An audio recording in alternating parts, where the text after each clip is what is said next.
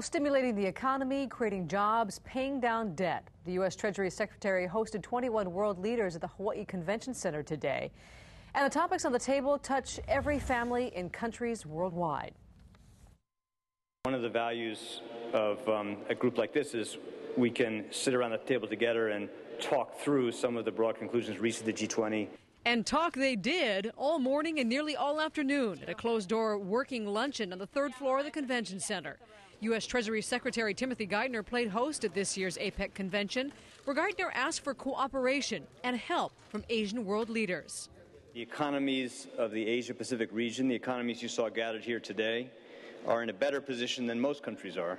In fact, APEC economies buy 60% of U.S. exports, up 16% in the past year.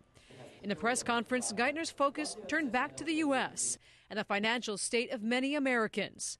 For one, balancing our credit system so Americans can have access to more reasonable levels of credit.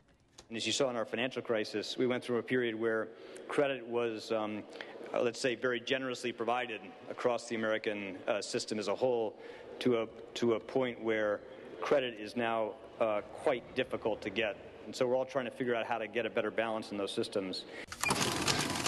And to businesses, where he hopes he can help U.S. businesses flourish once again, like some of their Asian counterparts.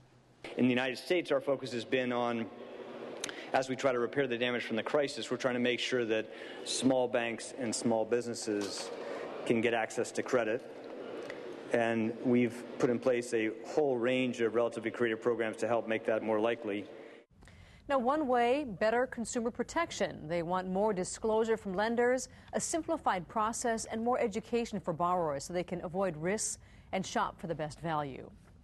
Well, APEC events intensify for the next few days, plus President Obama arrives on Oahu tomorrow night. We'll have live coverage of his arrival right here on KITV4 News at 10.